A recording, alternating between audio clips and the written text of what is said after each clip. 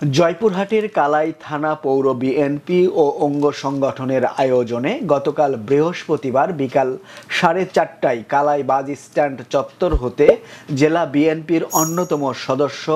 আনিসুর রহমান তালুকদারের নেতৃত্বে বিশাল একটি গণমিছিল বের হয়ে পাঁচশিরা বাজার হতে থানা গেট পর্যন্ত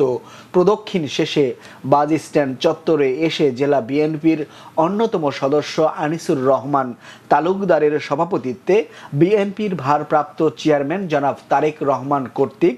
জাতির সামনে উপস্থাপিত রাষ্ট্র কাঠামো মেরামতের ৩১ দফা বাস্তবায়নের লক্ষ্যে আলোচনা সভা অনুষ্ঠিত হয়। কালাই উপজেলা যুবদলের সাবেক যুগ্ম আহ্বায়ক ইফতাদুল হকের সঞ্চালনায় প্রধান অতিথির বক্তব্য রাখেন জয়পুরহাট ২ আসনের সাবেক সংসদ সদস্য জনাব ইঞ্জিনিয়ার গোলাম মোস্তফা। অন্যান্যের মধ্য থেকে বক্তব্য রাখেন জয়পুরহাট জেলা বিএনপির ভারপ্রাপ্ত সাধারণ সম্পাদক রাইসুল ইসলাম, জিন্দারপুর ইউনিয়ন বিএনপির সাবেক সভাপতি সবুর প্রামাণিক, উদয়পুর ইউনিয়ন বিএনপির আহ্বায়ক মামুনুর রশিদ মামুন, জেলা বিএনপির ভারপ্রাপ্ত সাধারণ সম্পাদক রাইসুল ইসলাম, জেলা বিএনপির মহিলা যুব দলের সদস্য সাহারা খাতুন লিলি সহ আরও অনেকে। এ সময় উপজেলার বিভিন্ন ইউনিয়ন ও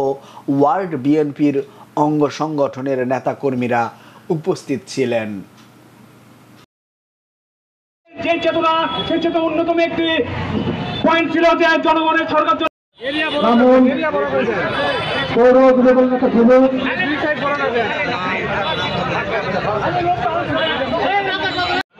সভাপতি কালাই থানা বিএনপি ছাত্রদল যুবদল এবং স্বেচ্ছাসেবক দল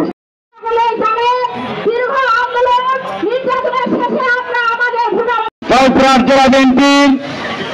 অন্যতম সদস্য জয়পুরহাট জেলা বিএনপি